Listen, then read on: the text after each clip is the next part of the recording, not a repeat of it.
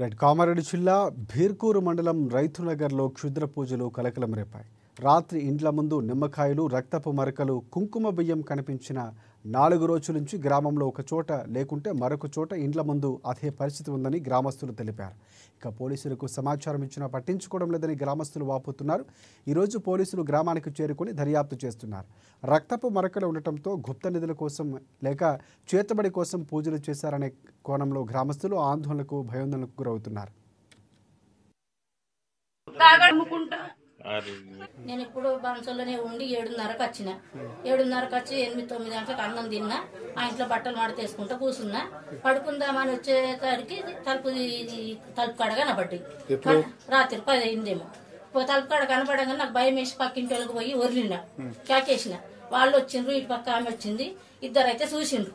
చూసిన వాళ్ళు అయితే సాక్ష్యం ఉన్నారు. భయం బట్టి మీ ఇంట్లో వంట అంటే కూడా తలుపులు పెట్టుకుంటారు. ఈమె పోయి పండ పెట్టుకున్నది నన్ను. ఇక తెల్లారేగా దాకా కూడా నాకు భయం వేసి అందరికి చెప్పేసిన సార్.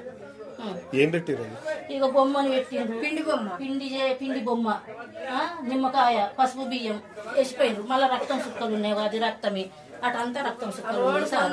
నేను ఎవరికి కాగలేను. నేను ఊళ్ళో కూడా ఉండా. నేను ఊళ్ళో తిరిగి నిమ్మకాయలు అవి ఇవి కొనుకొచ్చుకొని, స్టార్ ఫుడ్స్ పండ్లు కొనుకొచ్చుకొని బాన్సలో కూర్చొని పొద్దుపోయిందా కమ్ముకుంటా సార్. ఇక్కడ ఎవరికన్నా అడగండి మీరు. అంటే అంతే సార్.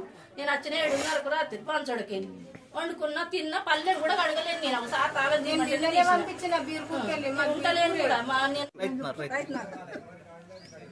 నిమ్మకాయ ముక్కలు 2 ఉన్నాయి, బియ్యం పొట్లాలు 2 ఉన్నాయి. బియ్యం తీసేసాడు, నాకు భయం.